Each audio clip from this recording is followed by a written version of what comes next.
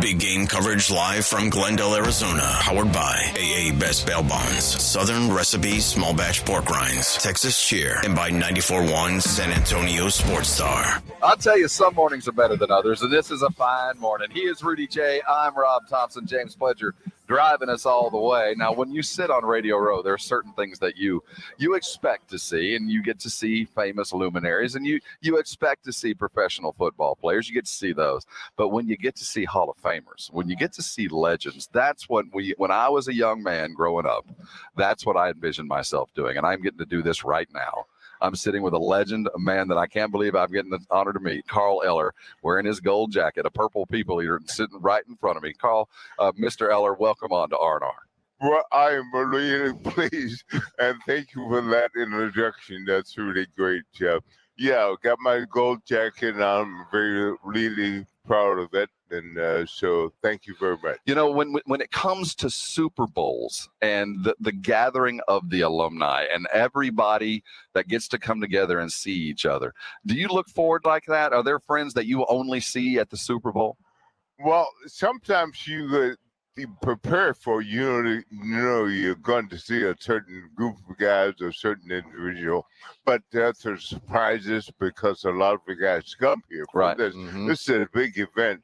And I'm always surprised and pleased when I see the new guys or so whatever. That jacket only fits you? Yeah. Has anybody ever worn it? No. You don't even let anybody touch it? Anybody besides Miss Ellers? Yeah. You're here with Mark Singleton of Rudolph Foods, and we're talking. This weekend means more than a big game. This weekend means more than the game, right? I mean, right. There's a purpose for getting together here. Tonight we're celebrating at a cigar party, but there's a purpose behind that party as well. Right, Mark? I mean, there's things that need to be done for our guys that haven't been done. Well, you know, Carl was just talking about the gathering of the greats. And, you know, the Super Bowl is just such an event. You see people in the elevator, in the hotel, in the lobby, getting coffee, working out. I worked out with Eddie George one time. I mean, wow, it's crazy stuff. And tonight we bring all those people together for the Ditka and Jaws Cigar Party to raise money and awareness for our Gridiron Greats Foundation. And that's the reason we're really here. And for sure, Sunday is a day that is signified by a bowl game, but it's a day to appreciate the greatness that is a pork rind. It's Pork Rind Appreciation Day. It sure is. We got the governor to say so. Well, and he is appropriate in saying such a thing. And let's talk about what happens on a Sunday, a Super Bowl Sunday with pork rinds. You're moving some pork skin. Oh, man, we beat pretzels during this week. Think of that. We beat pretzels during this week. We kicked pretzels' butts. Wow. This week, because this is Pork Rind Appreciation Day, and this is the week that we celebrate all things pigskin. So with that in mind, you know, Rudy and I are on a healthy lifestyle bit. Right. And we have adopted the pork rind. If you haven't had pork rind panko, you just aren't living right. We'll talk about what pig panko is later and how you can utilize those pork rinds in a lot of different ways. But I want to talk some football with a legend. Well, before you go, you have to realize that the Pork Rinds Appreciation Day has a really big purpose. And to date, we've helped over 2,700 guys. It's an amazing figures and numbers. No, I want to explain, why do we need to help them? Why is there a need? Okay, first of all, well, the NFL does a lot of stuff. Certainly with the medical stuff has been improved over the years. But some of these guys, you know, the clinics and medical centers are in the big cities. Mm-hmm. Some of these guys live in rural areas or far away. Suppose a guy goes to Mayo or some of the famous clinics. The guy may live in Arizona. Right. So transportation was gone. The family costs, maybe he's got kids back at home or something like that. There's a lot of other costs that are not incorporated with the medical expenses. And so you with the pork rind appreciation, it's like gap insurance. It's covering the flights. It's the little things that you don't think about. The little things you don't think about. That add up to lots of dollars. It helps you get the help you need. That's what it's, And it's important to not at any point forget about the people that paved the way. Well, and also with the guys that are here today, they are doing, I think, pretty much what we did. Okay. Because we had to fight for, well, I don't want to use a slogan, fight for right. But we did have to pave the way, you know. And you have to realize that guys do need some assistance, you know, Absolutely. like maybe his ankle, like Mahomes has gone stuff over in the game on Sunday. This may be something that comes up really severe 10, 15 years later. So how are you going to take care of that? That's how this Great is question. done. Yeah. Now, I want to talk some football with a legend. Okay. You know, when you look at this game, and all we talk about is one quarterback on one side and another quarterback on the other side, and we act like those guys are going to be able to stand back there and take their time and just go ahead and just win the football game. And I look at what Philadelphia has done. They've been on a pace that only the 85 Bears have been on as getting to the quarterback. And as the defensive lineman, you have to probably take a little bit of like, hey, this defense is going to decide the game. When I say that, when you look at these two defenses, is there a player on either one that you say that guy can really go? Well, no, they've got really good balanced defenses, you know, so the line, of course, but they have a good coverage in the backfield, which is something you have to. I think you know it's there, but you're not aware of how they operate. You know, the guys come up, go back, but the defensive line is important because you've got to get pressure on the quarterback. And both of these guys are dangerous. I mean, like this upperly defensive end, of course, so you try to close in and get those guys hemmed in, but Mahomes or Hurts will scoot out, you know, they get away from you. And that was something you can't control that because you don't know what they're going to do. That is six-time Pro Bowler Carl Ellers, Hall of Famer, class of 2004, given that knowledge. So when you're playing a guy like Hurts that runs a lot, you're not going to try and sack him. You want to you kind of lag him back a little bit to keep him bottled up, right? Well, you're going to try to sack him, but you have to realize that maybe he may dodge inside or something, but you're there. If he comes outside, you're going to get him. That's where you get your sacks from.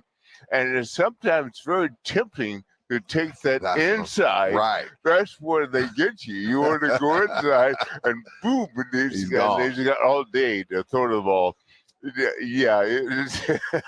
Who was the toughest to get to for you? I want to say, remind you of this Dawson or somebody like that. That a good running back. You didn't have a lot of them because they stayed in the pocket and they kind of came more and more. But the guys that would dash and get their first down, because we'd say a 3 and out, and you get, so absolutely you got to get another set of downs is a big deal. Yeah, we're joined by Carl Ellers. How's this week been going for you? Everything going well? Yes, it's going really well for me.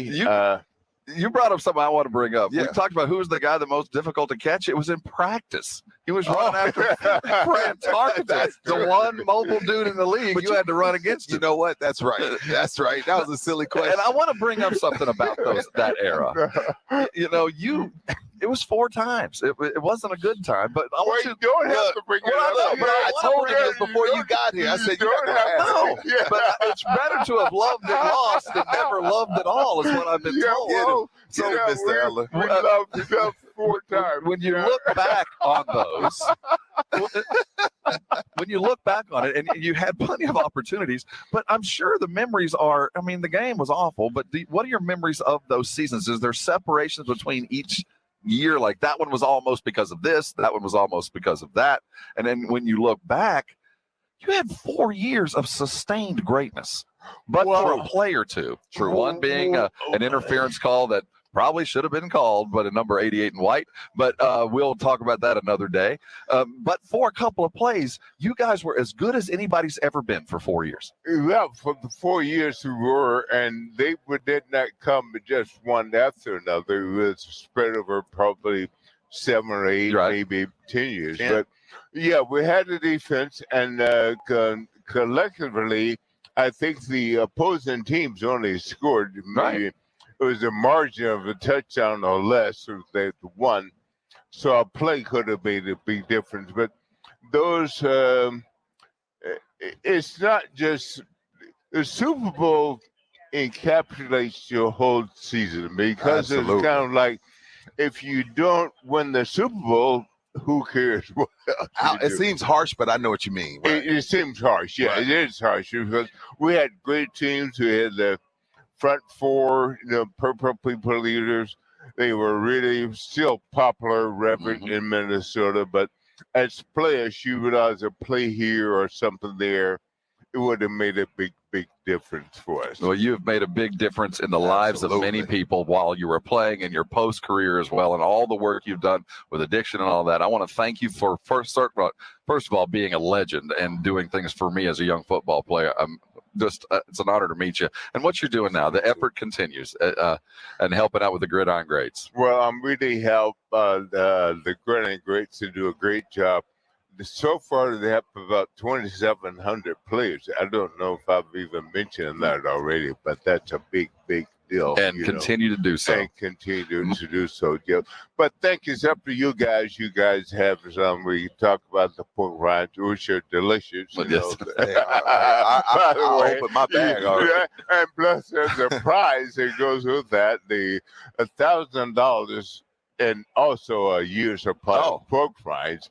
But it's Sacks for Snacks is kind of our theme this year. Sacks for Sacks. We appreciate that. Yeah, Porkrinds.com, place to go look at all that stuff, right, Mark? Absolutely. We've got great recipes on there to cook for your friends and family this weekend. We've got a great game where you can win your supply of pork rinds and $1,000. And we've got great information about our Gridiron Great partners. If you head over to HEB today, grab those Southern Recipes small batch pork rinds. Lots of great flavors. If you don't have it out there for the big game, what the hell are you doing? Carl Ellers, thank you so much for stopping by. The legends continue. This is R&R in the morning, and you are on San Antonio Sports Star 94.1 FM and ESPNSA.com.